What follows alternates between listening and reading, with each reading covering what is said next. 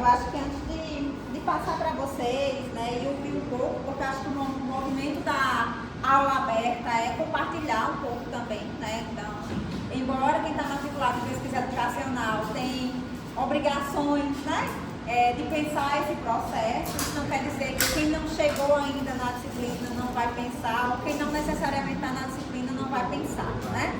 Acho que pensar a produção dos nossos projetos é parte do processo formativo, né? Trazer a Cássia, a Tamara e o Israel aqui hoje é também um movimento de pensar como a gente pode construir estratégias diferentes para se apoiar também nesse processo, né? O Israel fala a partir da experiência com um grupo de pesquisa, né, que é coordenado pela Cláudia, do qual eu também faço parte, e que se constrói ali dentro da pandemia, né? Então, o GPMIT ele é criado ali, né, abrindo as portas da pandemia e foi um grupo que apoiou muitas pessoas no final das contas, né? Porque a gente definiu que os nossos encontros eles precisavam se manter como uma forma de nos mantermos articulados e solidários uns aos outros, né? Então, no primeiro movimento, acompanhando as pesquisas que estavam em andamento, as pesquisas que estavam se construindo e pensando diferentes desafios, porque estávamos também, quem estava no grupo, em lugares diferentes, né? A gente tinha estudantes que foram daqui, que estavam no Rio de Janeiro fazendo mestrado, a gente tinha estudantes que estavam na Paraíba, que estavam no Pernambuco. Então, no final das contas, foi também um mecanismo de articulação que rendeu muitos frutos, né, Israel? E frutos também de pensar estratégias de solidariedade mesmo, essa ideia de ler o texto um do outro, abrir o seu material para outra pessoa, né? Às vezes a gente vai se construindo numa lógica muito solitária, né? Eu escrevo e tem um pouco de medo do que o outro vai falar sobre o que eu escrevo, né? Mas esse é um processo, né? Um processo de fazer e de escrever e de ser lido que também nos auxilia, né? Então eu acho que os três trazem experiências bem diferentes e interessantes. Eu nem sei se o Júlio calculou isso, mas o Israel quando fala dessa articulação com o grupo de pesquisa, a Tamara quando fala como a extensão, né? Ela coloca ela dentro da pesquisa e a outra modalidade, né, de um TCC no bacharelado para pensar um pouco essa produção. E a Cássia como outro programa, que é o programa de residência pedagógica, né, leva ela a produzir o TCC. Então, ela brincou na fala dela, né, a Cássia foi minha aluna no primeiro período. Eu sempre dizia no primeiro período, quando dava aula, aos estudantes do primeiro período, que aproveitem o que a universidade tem para ofertar para vocês, né? Eu brinco com a Cássia que eu digo que ela aproveitou até demais, porque ela está sempre, né? Sábado mesmo estávamos aqui em uma atividade e a Cássia estava lá, né? Mas eu acho que esse é o movimento de circular, de trocar com outras pessoas, de pensar a partir de outras experiências, né?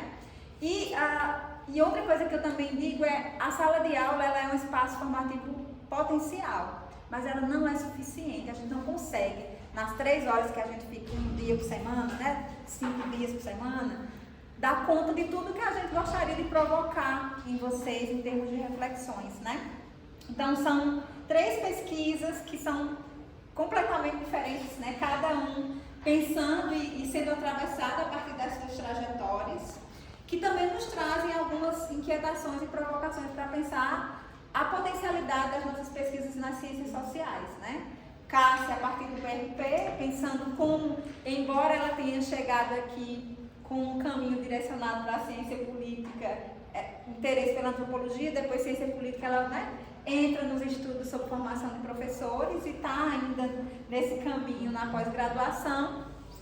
Então, é como participar de determinados programas, se abrir para determinados espaços que também são de formação, eles podem nos provocar TCCs, mestrados, doutorados, né? Que também é o caso da Tamara, com a experiência da extensão, né? E aí ela fala de um movimento de mudança, porque não era o interesse dela inicial, né, de fazer o TCC sobre essa experiência da extensão, mas ao mesmo tempo é como muitas vezes a gente tem a experiência de tanto, né, esforço que a gente não aproveita ela também, que é a mesma coisa que a gente fala, por exemplo, dos estágios para os estudantes que estão nas licenciaturas, né? São 400 horas de estágio Mas aí você vai lá e acha que essa experiência ela não é uma experiência tão legítima quanto, né, definir outro problema para a sua pesquisa. E às vezes a gente vai para a escola, passa 4 semestres indo para a escola e não consegue enxergar naquele lugar um lugar potencial para a realização das nossas pesquisas no campo das ciências sociais, né? E aí Israel traz também uma experiência um pouco, né, talvez diferente, que é a experiência de fazer uma autoetnografia, né?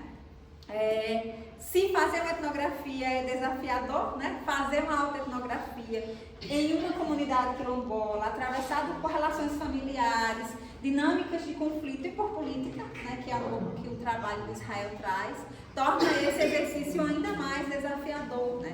E aí quando ele fala a escolha das situações etnografadas, né? Como tem situações que foram potenciais para ele, mas que ele escolheu não etnografar no texto, não colocar no texto, por uma questão de moral, né? Uma questão de moralidade, porque também está atravessado dentro desse cenário, né?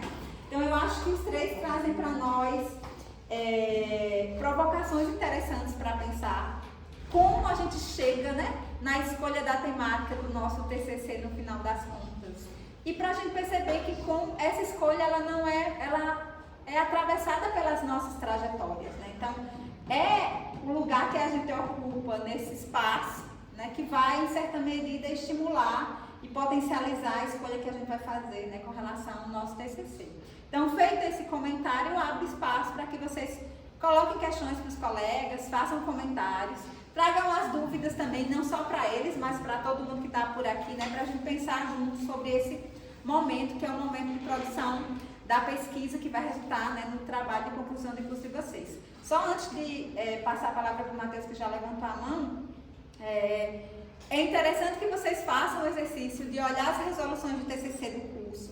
Essas resoluções, elas são atualizadas, né? A Tamara está falou para nós da experiência de, né, como a monografia ela gera esse impacto, né, que muitas vezes é angustiante e assustador. O ICS modificou as suas resoluções recentemente, então nós temos uma abertura maior, né, para a produção desses trabalhos de conclusão de curso.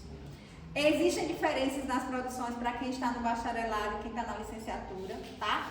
Eu posso estar equivocada, mas para quem está na licenciatura existe o TCC, né, que pode ser monografia, que pode ser artigo, pode ser relatório de ensino e pode ser um material didático, tá? Então, tem as instruções, tem as orientações na resolução. E para quem está no bacharelado, se eu não estou enganada, é artigo, monografia, relatório de pesquisa e extensão e produto audiovisual, tá? Então, dê uma olhada nesses documentos, porque às vezes a gente, né, pensa, o TCC é a monografia, né? E aí a gente quer correr léguas de distância desse monstro assustador, né, que é a monografia, e tem outras possibilidades que estão postas para vocês, tá?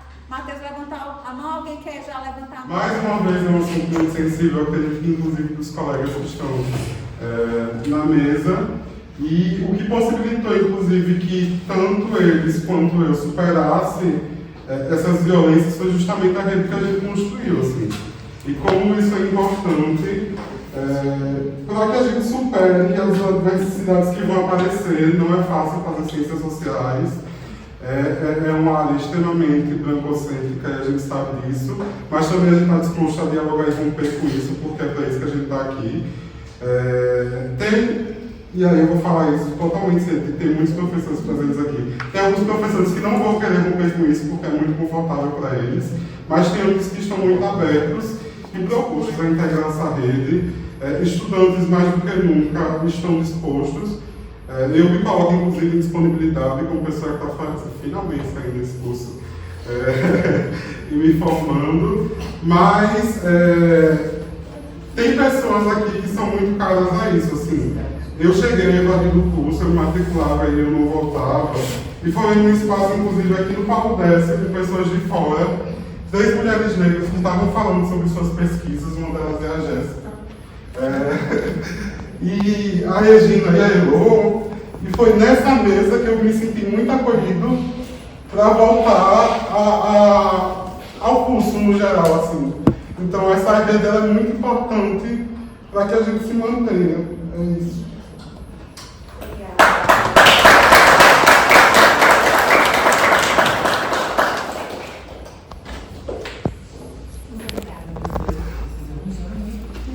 Mas assim, Israel estava falando, e eu me lembro que quando eu conheci ele, eu perguntei o que ele ia falar, como é que ele ia fazer. E ele falou e eu fiquei pensando, meu Deus, não é doido. Porque ele vai fazer uma coisa tão complicada. Mas ele falando, quando ele estava explicando essa ideia agora, ele fala de uma maneira que parece ser tão fácil. E que a gente sabe que não é tão fácil, não deve ter sido nem pouco fácil para ele. E ele tocou num ponto que eu me sinto muito apreensiva, que é, fora escolher o que eu ia falar, que eu pensei que eu já ia chegar facilmente, escolher e não foi muito ruim, ainda está sendo. Mas o que escolher colocar ou não. Porque tem coisas que eu já fico me deparando que seria muito bom colocar, seria incrível, mas ia me gerar muito problema. E você fica nessa situação, eu coloco, não coloco. O que se eu colocar isso aqui vai ser maravilhoso, mas o tanto de problema que isso vai me gerar. E eu acho que muita gente fica pensando justamente nisso. Nessa dificuldade de balançar o que deve e o que não deve ser colocado, fora evidentemente questões morais em geral, mas no material em si, o que ele pode causar. Eu, por exemplo, vou falar sobre mulheres na política alagoana. Então, já vai me causar muito problema, vocês colocar, com certeza vai. E eu fico pensando nisso, e para perguntar para você justamente sobre isso. Como é esse processo de decidir o que colocar e o que não colocar? É isso. Quando o Matheus falou aqui, em relação ao mercado de trabalho, né? Que muitas vezes a gente desiste ou tranca o curso porque precisa trabalhar, né? Aí eu já me deu aquele negócio do coração aqui. Porque eu lembro do meu processo de BID que eu estava trabalhando, não sei como é que eu fiz o BID. Que eu saía do trabalho, ia pro BID, e tinha reunião, e era uma correria muito grande, eu trabalhando 8 horas por dia, e eu não sei como eu consegui. Aí, mas eu consegui concluir e foi muito cansativo. Eu cheguei no final do vídeo, eu não tinha nem fôlego. E eu peguei pouco de disciplina porque eu não conseguia nem dar conta da disciplina. Veio a pandemia, virou uma loucura, porque essa gente parece que retrocede tudo, muita coisa. A gente pode perder até o ânimo de produzir, de escrever. E eu perdi muito meu ânimo de produzir. Aí volto agora, eu entro na RP, estou trabalhando e temos que fazer um TCC. Aí eu fico pensando, meu Deus, onde eu vou arrumar tempo? Mas eu preciso, justamente, justamente minha dúvida, como a gente tem que se organizar para ter tempo, né, de produzir nossos TCCs. Ter também a demanda do trabalho, né, e projetos, né, assim, essa minha pergunta, né? Então, falando sobre a minha trajetória enquanto estudante negra nas ciências sociais, assim, é complicado, né? Chegar aqui é muito complicado, né? E eu lembro que no primeiro período a gente teve uma avaliação e até comecinho um espírito de competitividade, né? E aí eu me sinto mal naquele momento, porque depois que a gente fez os trabalhos, socializou os trabalhos, né, assim, na sala de aula, eu entrei numa discussão com uma colega minha de como a gente parte de lugares diferentes, né? E como isso afeta a forma como a gente escreve, né?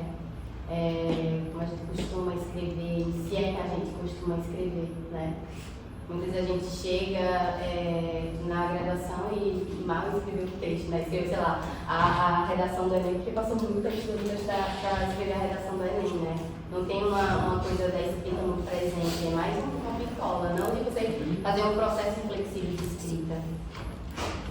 E aí foi o primeiro momento em que eu lidei na graduação com a minha trajetória enquanto estudante negra, né? Que estudei a minha vida toda em escola pública, que fiz pré-vestibular público, que eu fiz o pré-vestibular, que eu tive participado do processo seletivo da UPR, que é a Universidade Estadual de Pernambuco, mas de qualquer forma era um vestibular público, porque eu não tinha condições de pagar um pré-vestibular.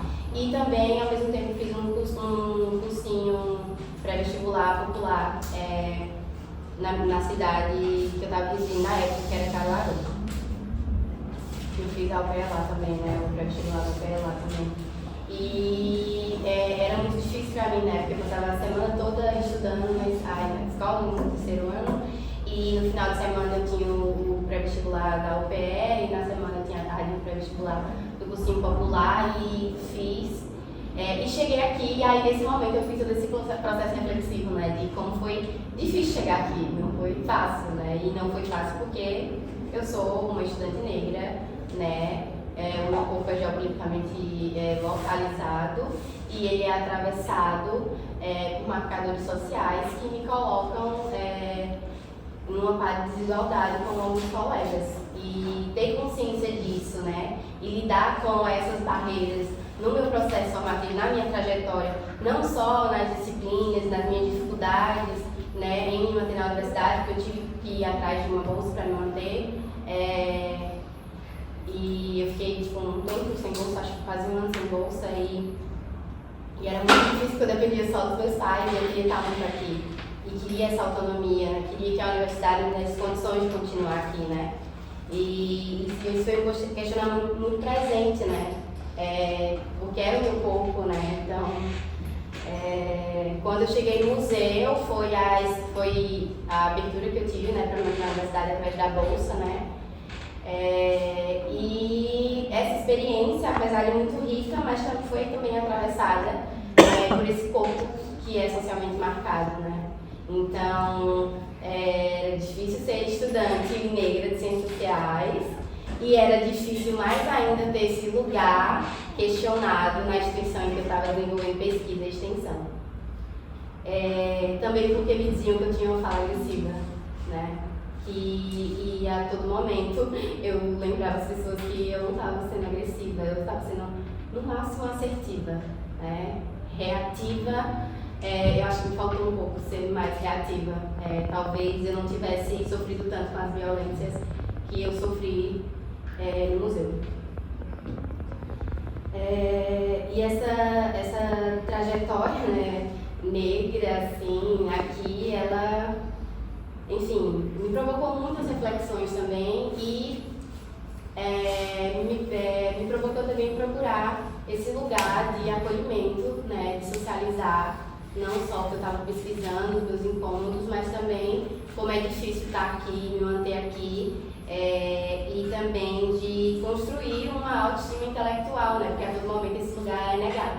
Me é negado, né? Principalmente porque eu sou mulher negra, Carla Coquini fala muito sobre isso, sobre o lugar da mulher negra na academia, como ele é subalternizado, como ele é marginalizado. Então a orientação para a Cláudia, né, que foi a minha experiência em que eu senti que esse meu lugar, né, esse corpo, ele era visto, foi muito importante no meu processo de escrita, porque ela me disse, quando eu compartilhei para ela todo o meu processo, de como isso me afetava, como isso também me provocava a problematizar esse espaço em que eu me formei, foi importantíssimo para o meu processo reflexivo de construção de uma reflexão antropológica. Ela me disse, você precisa escrever, porque escrever também é um processo de cura. E foi importantíssimo isso, foi doloroso, foi difícil, foi muito difícil, porque eu tive que acessar memórias e situações que eu precisava fazer essas escolhas de colocar ou não colocar no meu trabalho. E eu decidi que algumas coisas eu não colocaria, eu aprofundaria essa discussão em um outro momento em que eu estivesse de fato curada, né, para refletir sobre esse lugar. E eu acho que a pós-graduação está me dando, né, esses caminhos, né, para refletir sobre esse lugar e sobre essas violências e de como isso potencializou a problematização que eu estava propondo, né. Pensar transversalidade, pensar o estudante num espaço em que ele não é visto só apenas como bolsista que está ali fazendo uma atividade específica, mas também reconhecer que esse estudante é um pesquisador, é um antropólogo, um sociólogo em formação é muito importante, principalmente quando ele é negro ou não branco. Então, essa orientação com a Moura e as nossas primeiras conversas sobre esse processo de elaboração do meu trabalho foi muito importante, né? Porque ela me disse isso, que a escrita é um processo de cura e que eu precisava escrever para me curar.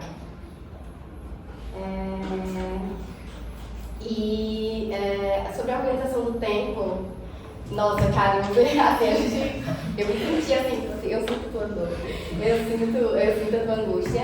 Eu também passei por esse processo, né? Então, tinha as aulas aqui, estava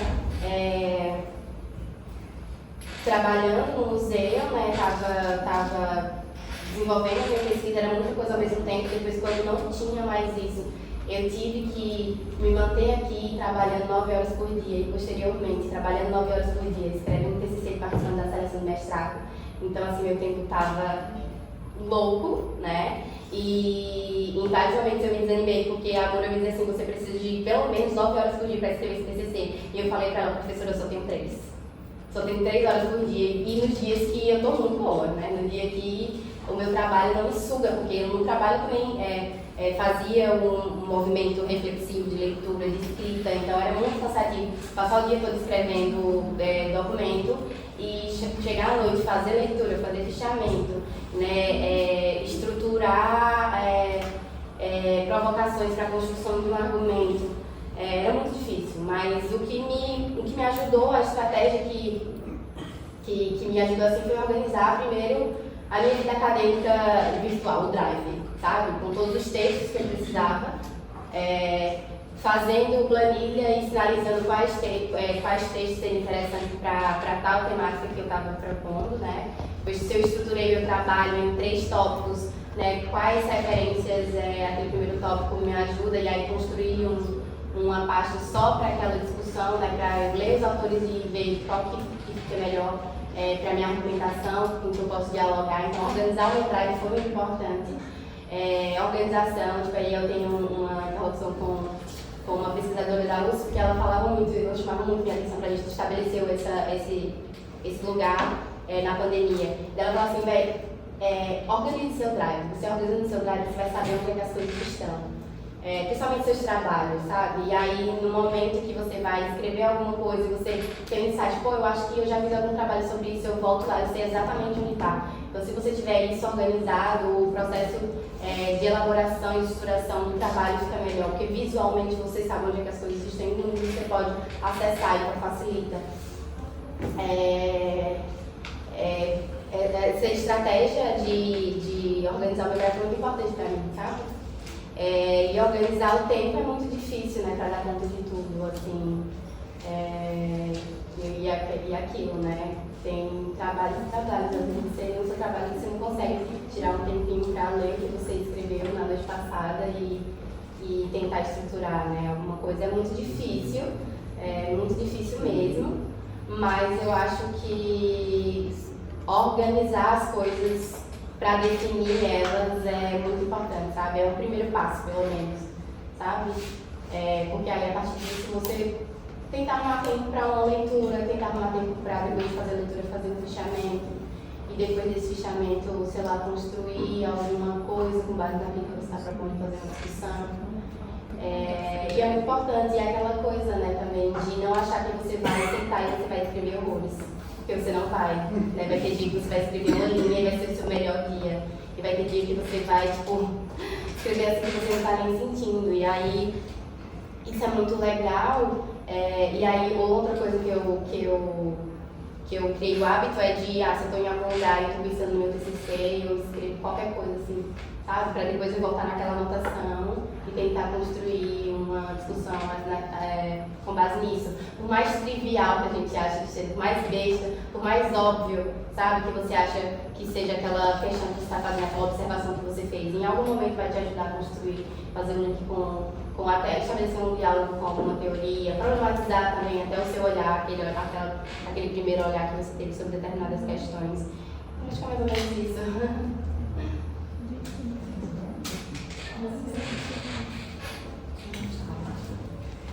Mateus, o que eu posso destacar que você falou sobre o mercado de trabalho? Eu não tive esse lugar do racismo, mas eu tive lugar da mulher. E posso falar dessas duas questões. Durante toda a minha trajetória do curso, eu nunca gostei de fazer uma pesquisa só. Eu caminhei por diversas coisas porque eu enjoava. Fazia umas, quero outra coisa. E aí, as diversas pesquisas que eu fiz, eu sofri essa questão, né, de ser mulher em alguns espaços. Por exemplo, quando eu fiz em torcida organizada, quando eu desci grota, quando eu fiz sobre Grêmio. E aí é muito difícil se manter nisso e não se deixar abalar por isso. porque, como a Tamara falou, é o nosso corpo que está ali localizado, não tem como se afastar.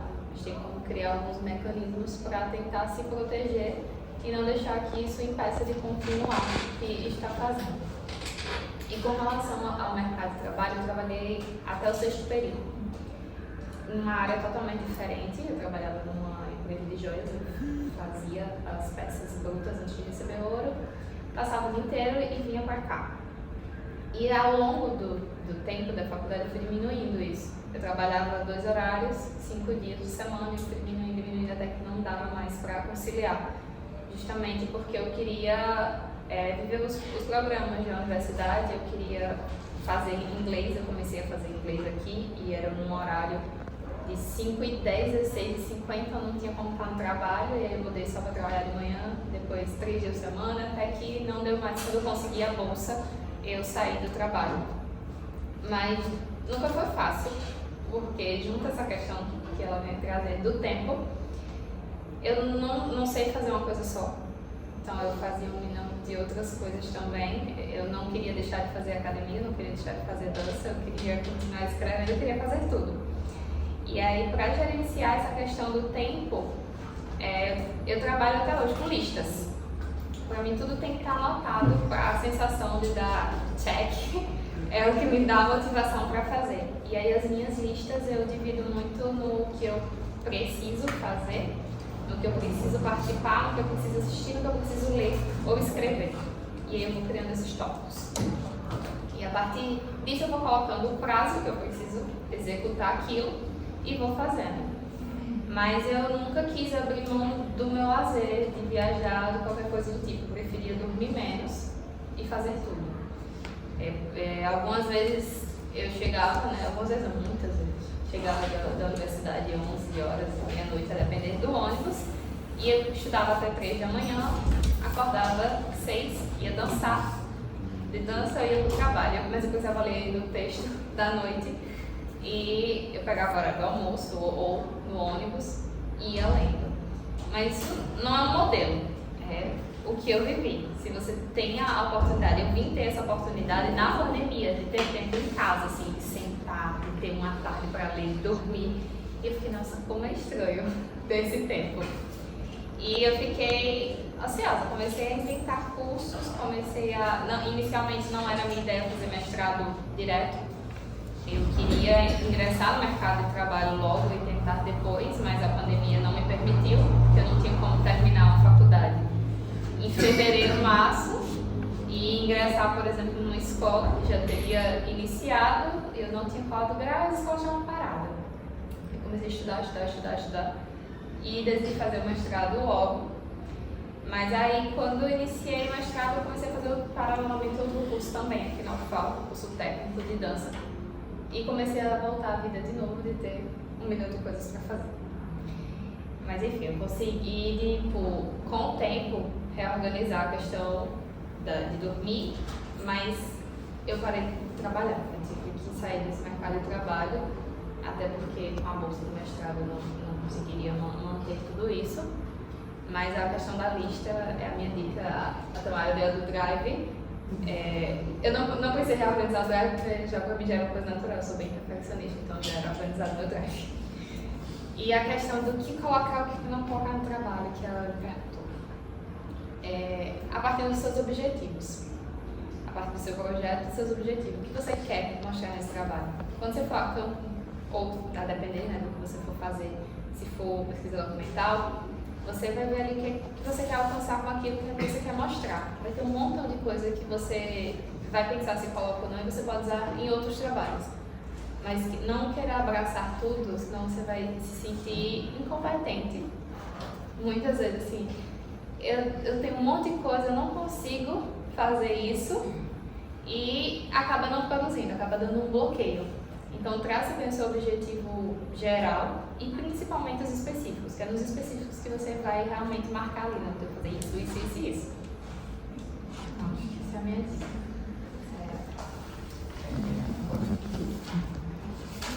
Acho que eu vou começar pela questão do Matheus. E assim, eu acho que para além da situação de ser uma pessoa negra, eu acho que eu não sairia contente de CS, que nem eu também coloquei nesse meu TCC, de dizer assim que durante muita parte da graduação, eu vivia uma situação que, tipo, parecia que eu estava dentro de uma caixa, literalmente, porque era essa questão e a questão da ideia de ser quilombola, assim, que as pessoas tinham de mim. E parecia que eu só era aquilo que todo mundo dizia que eu era e eu não podia ser outra coisa. E quando eu dizia que eu estava fazendo outra coisa muito aleatória, todo mundo ficava assim, né? Salvo os poucos meus amigos que entendiam das minhas questões diversas.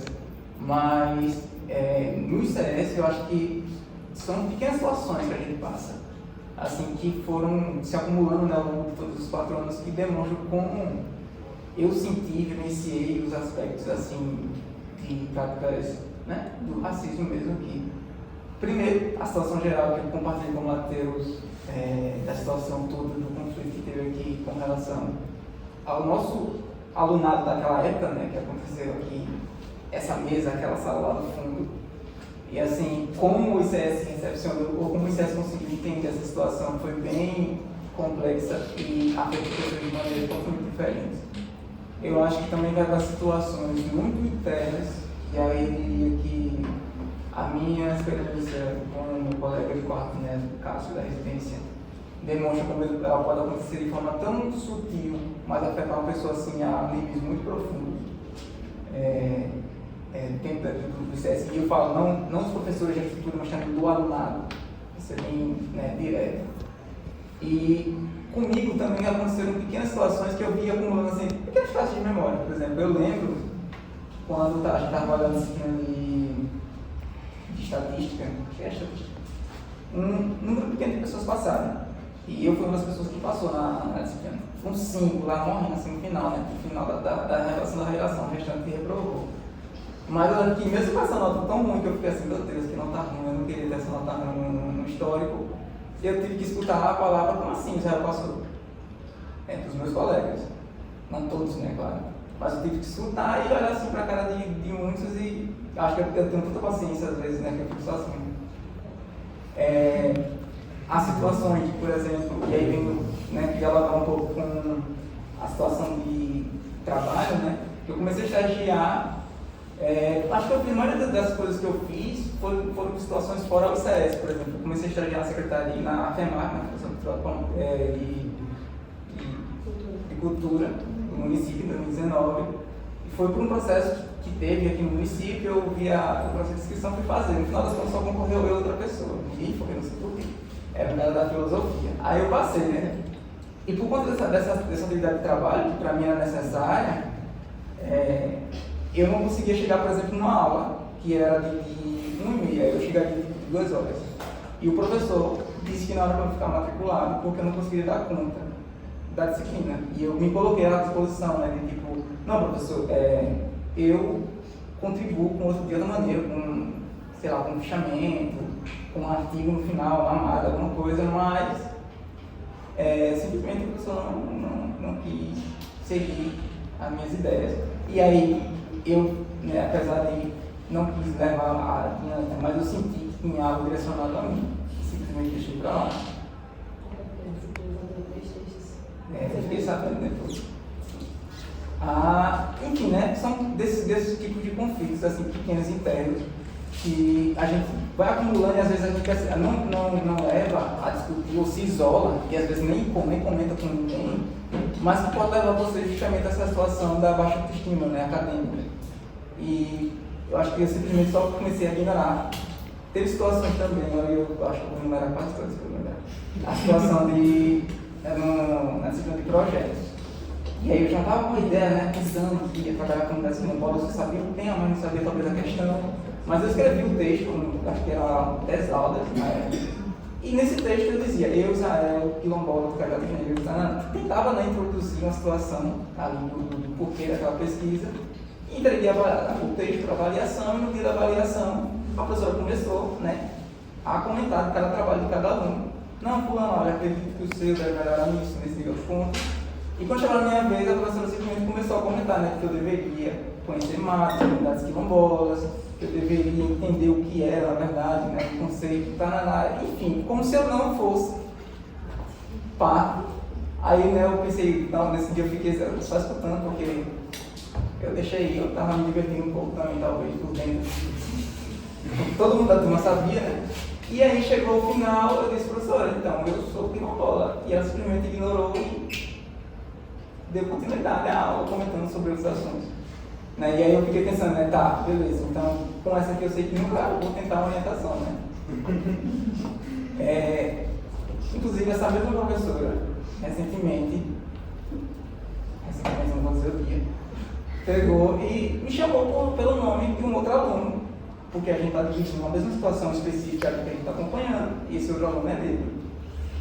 Muita gente que se parece, mas eu acho que não. E ela ficou me chamando por umas 4 ou 5 vezes desse nome do outro aluno. E tinha outra pessoa do lado, né, inclusive, que me conhecia. A outra pessoa ficou assim, olhando pra minha cara, pensando, mas você não é Israel, não estava chamando você de outra pessoa. Né? E aí no final disse, não, professor, eu sou Israel. Ela, e também seguiu de novo ignorando. E a vida que seguiu, né, subiu pra minha aula. Enfim, acho que sobre isso, assim, no final das contas, como foi minha trajetória de pessoa negra aqui dentro de séries, com relação ao mercado de trabalho, tive primeiro essa experiência, né, da FEMAC, que durou até a próxima da pandemia. Quando chegou a pandemia, eu tive que voltar. Eu trabalhei em empresa do estágio durante uns 3 ou 4 meses. Mas que apesar de não fazer parte de fato do meu campo, eu ficava pensando também em captar ali coisas que fossem interessantes, né? E eu acho que o funcionamento da instituição, como a instituição lidava com grupos, eu acho que para mim foi interessante, né? E eu fazia algumas breves anotações, ia colocando ali no caderno, para ajudar a pensar no final das contas, né? Apesar de não ter parecido no meu texto final do TCC, mas me ajudaram muito a pensar como as instituições pensavam a gente, né? Pensar no sentido do grupo, né? Seguindo, durante a pandemia, por conta, depois que eu tinha terminado o campo, entre aspas, apareceu uma oportunidade de fazer uma consultoria. Na verdade, apareceu uma seleção da CONAC, que é a Coordenação Nacional, que é a Articulação de Comunidades Negras Rurais. E aí eu vi a oportunidade, fiz o processo seletivo.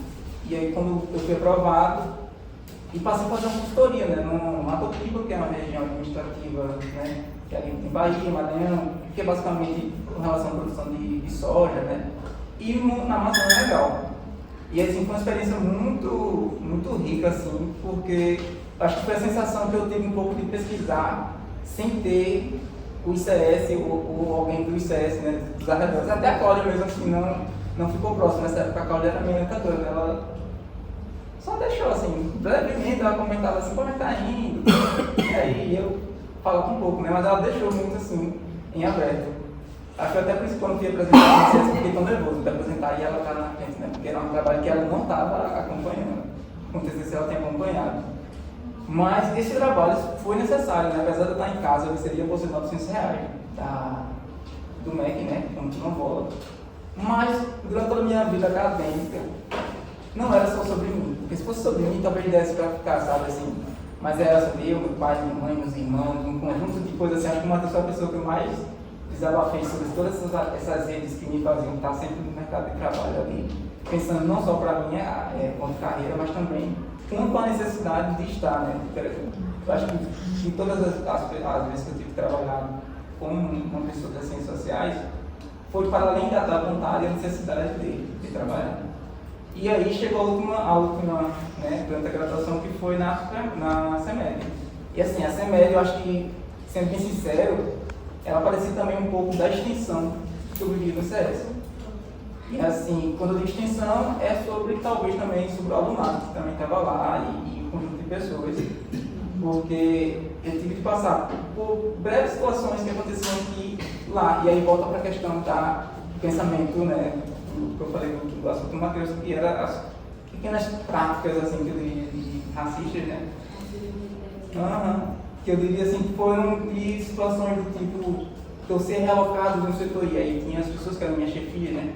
Simplesmente pensaram, não, aqui ali o assunto mais está interessado a você, simplesmente porque, na verdade, não queria que eu tivesse dentro daquele conjunto de situação.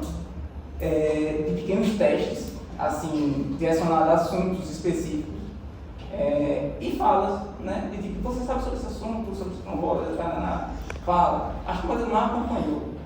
essa situação. E pequenas outras, né? Como eu diria no meu último setor lá dentro, assim, que eu deixo claro que não foi muito bom, no sentido de que, tipo, basicamente, eu estava, apesar de tentando fazer acadêmica, eu estava em uma situação que estava sempre numa situação de prioridade, né? E era engraçado, porque a maioria de alguns alunos tinham, antes da pandemia entrar, sido as pessoas que eu era monitor, né? Da disciplina da quadra, inclusive.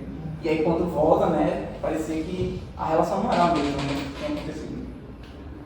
E aí, por último, foi assim, né, que encerrou, porque eu fui demitido daquele lugar, depois que eu tinha passado no mestrado, sem o contrato ter encerrado, né, e a estrutura daquele conjunto todo ali que estava acontecendo, não quis levar em nenhum momento em consideração que o contrato era de 6 meses e não de 4. Eu acho assim que encerra esse tipo de ações. E respondendo a Anne, sobre o que colocar e o que colocar, eu acho que é justamente sobre delimitar o que de fato impacta ou não impacta, né, as pessoas.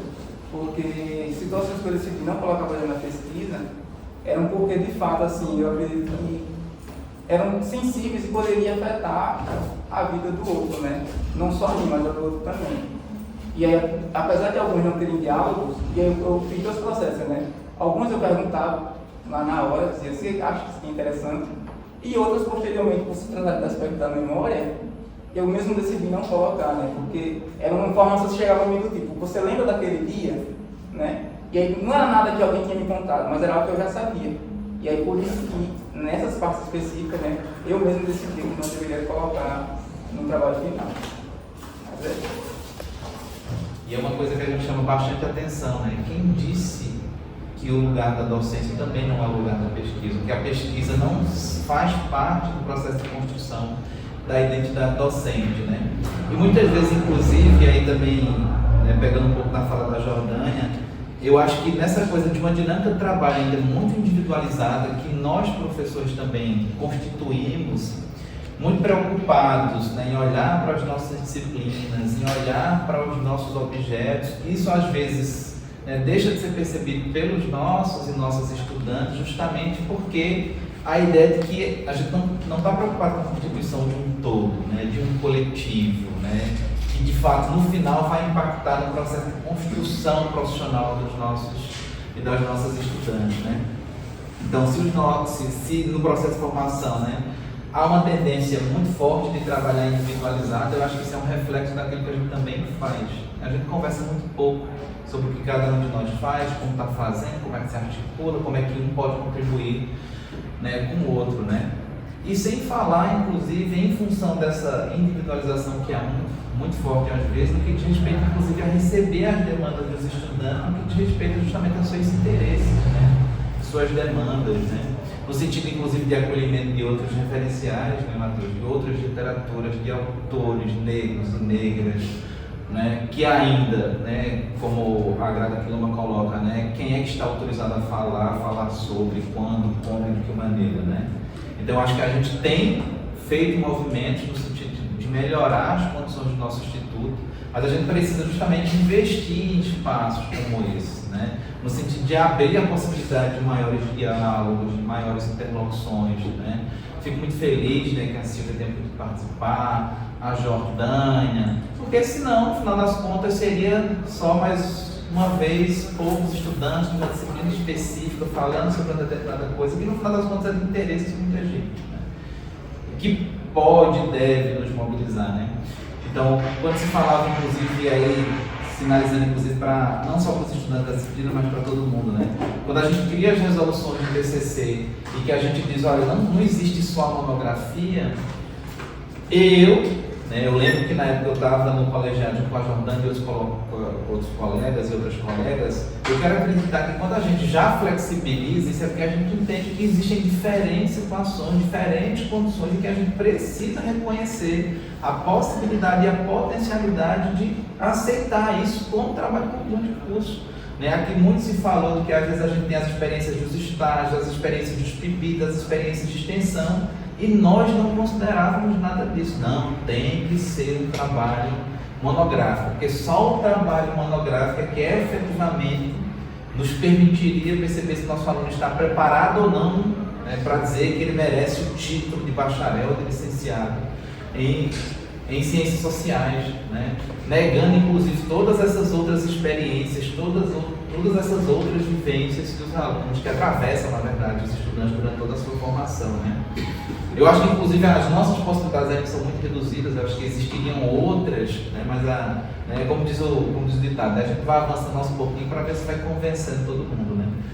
Porque de fato é isso, né? Não existe uma única forma de fazer e a gente precisa estar aberto à possibilidade de construção dessas diversas formas, né?